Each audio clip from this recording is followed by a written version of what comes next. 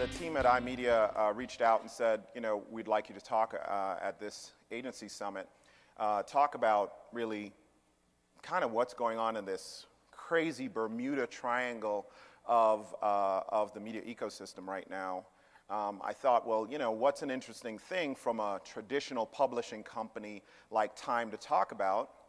We came up together with this title, what is the role of the publisher in this new age of enlightenment? And I thought that would be a great kickoff point, so hopefully the hangover is not too bad, and we're going to dive into this and have some fun. Does that work?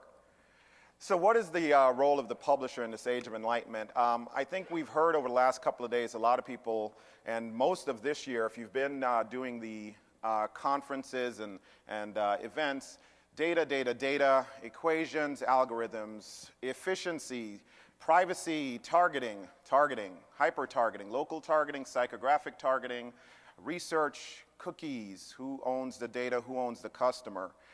We seem to be talking about everything that brings efficiency to the market, but not really resonating or spending a lot of time anymore talking about what actually moves the market. And that seems to be a forgotten part of this conversation. Consumers, the people. So let's talk about that, about building relationships again with the who of this discussion. If we really enjoy the jobs that we all sought to get into when we got into the media world, this is really what we came to do. We came to find new ways to make connections happen. And I think it's critical that we stop a little bit and think about what marketing really has been about, what the promise has been, and then what it means today. Have we started losing sight of what really matters as we contemplate the larger equation of efficiencies? So if we can accept that consumers should be and remain our primary concern, let's start by talking about what triggers their response. And this was exciting because we kicked off yesterday morning. I realized, I said it to Kevin as I walked up here, I love the fact that everyone is beginning to talk about it again, about content. Consumers use content to create connections. Marketers can use content to create connections with consumers. Publishers have used content to create connections with consumers. In this new age of enlightenment, all of us are realizing that our branded content strategies, for us it's titled People and Time and Fortune, but for Red Bull it may be realizing that you have an opportunity to be so much more than just a drink but a full experience. And for us in the agency community and those who are in the business side of publishing companies, we have to remember that that's really the critical piece here. All of this may seem obvious, but we look at the industry today and I wonder if we've been getting off track. This seems to have dominated our discussion. Marketing has changed. Rather than marketing brands to customers, it's now about reducing people, their experiences, their preferences, their hopes, their dreams, to algorithms, to metrics, placing the focus on efficiency rather than everything else. In this era of math and data and even more math, we seem to enjoy looking at these algorithms. But with all this focus, sometimes I think we forget what the equation's all about. This algorithm happens to be the equation for chocolate cake. What's interesting is it's still not about the chocolate cake, but it's about the experience of consuming it. It's that consumer connection. It's about the experience a child has as a birthday party when eating that cake. But if you fixate on the recipe, you sometimes miss this. Think about it. It's that connection with real human experiences that underpins the most successful marketing programs that we can even remember this year. And I didn't capture all of them, but I just sort of caught the ones that stood out. The Old Spice man, the debate between Mac and PC, the most fascinating man in the world, all seem to trip something in us that cause us to reflect on ourselves, put ourselves in the role, and think differently about a brand, a product, about content than we had before. It's interesting to look at the evolution of the marketing industry over the last 50 years.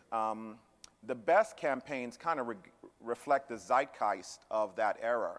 I put it in 10-year increments, and this is borrowed from a friend of mine, an industry luminary, Rashad Tabakawala. I heard him speak on this, and it really resonated with me. And he talked about the fact that the 60s and 70s were all about storytelling.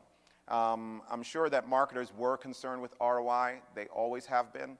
No one ever wants to throw money away, but there was a real understanding that the power of storytelling in that era, where the most iconic brands were built, was just so incredible. Think about Avis and We Try Hard, or American Express, and they Do You Know Me campaigns, or the campaigns for Chanel, Share the Fantasy. And for some of us here, maybe you weren't around then, but you definitely were around in the 80s, where most of the marketing was about logistics. It was about getting there overnight, the Fast Talker campaigns, or Wendy's looking for the beef. Where's the beef? In the 90s, the conversations that marketers used to leverage or hinge their messages upon really tended to stem from technology, all right? The decade saw the start of the personal computing revolution that we're all beneficiaries of and a part of, but this is the era of the Energizer Bunny. And then the 2000s came, and the recession with that, and the bubble bursting. And the investors that had put so much money into tech companies and the financial markets all pushed us to think very differently about marketing. Our thoughts went to quick returns, short-term thinking, focus on quarterly planning. Even the largest of companies got into this rhythm of earning the right on Wall Street to be able to conduct business another quarter. And it's a very scary thought. This obsession, this obsessive focus on near-term gains, means everyone is neglecting the bigger picture. Everyone is reaping from the field, but no one is willing to plant the seeds for long-term growth, long-term brand building. We've seen this before, though. If you just think about it, it manifests itself in other industries. Consider, for instance, the American automotive industry.